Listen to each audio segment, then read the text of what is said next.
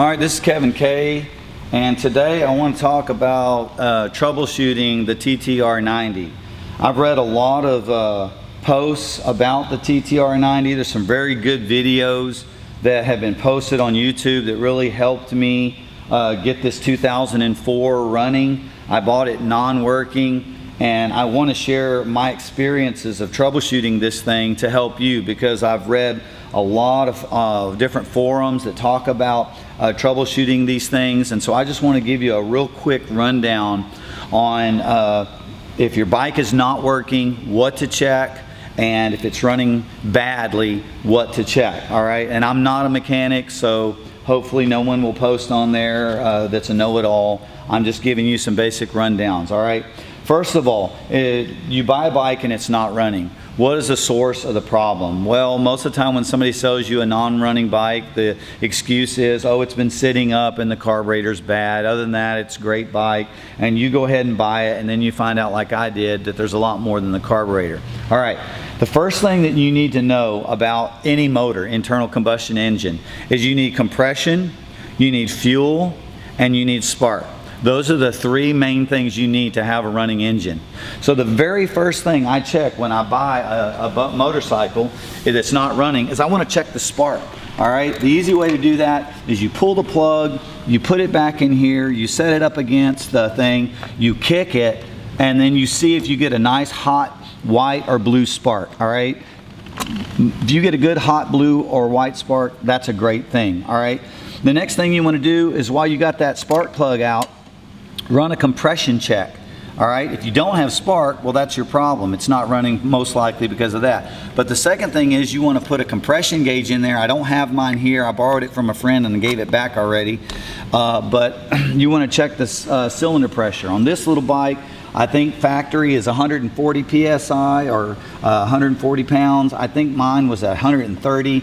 I've read that anything over 90 is sufficient to make it kick over. So compression is your second thing.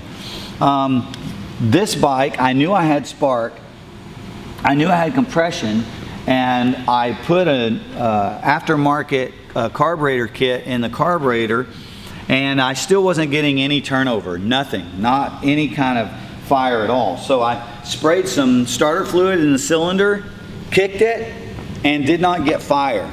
Now that's a problem. When you put ether inside a cylinder and you tighten that plug up and you kick it and you don't get fire, you've got a problem. Because either you have bad valves, you have no compression, or you have no spark. Because when you put starting fluid in there, it should at least sputter or turn over. Well, in this case, I had compression, I had spark, and with the fluid, I had fuel. I knew I was getting fuel, but I wasn't getting any fire at all. So what did I do? I came over here and I checked my timing. Okay, this right here is where you check your timing. I don't have this off, but there's a measure here where you can measure top dead center. All right, so I rotated. You take this off, you can take a wrench and you turn it counterclockwise and rotate it to top dead center. Then what you do is you take your spark plug out and you take a plastic straw and stick it in there. If that piston is at top dead center, that straw isn't going to go anywhere because the piston is at the top. This one, the straw went halfway down the cylinder, and I knew that I had a timing issue, which was a broken Woodruff key. So this bike, when I bought it, had a spun flywheel, and once your flywheel spins, it can cause all sorts of grief. Fortunately, mine didn't bend the valves. I pulled the head off, and the valves were in good working order, but I had to replace that Woodruff key and get that going. So just remember that there's a lot of people that get them running, but then they're running kind of crappy at the top end. This one did the same thing. And my problem was I used a cheap eBay carburetor kit instead of the OEM kit that comes from Yamaha. If you're going to rebuild these carburetors, that is one thing you cannot scrimp on. You can't be cheap on that carburetor kit. You've got to get the OEM parts if you're going to rebuild that. I took out the cheap Chinese carburetor kit. I put the OEM carburetor kit in it, and it runs great, starts great, runs good on the top end. Most of the time, if you're having problem in the top end, it's a jetting issue.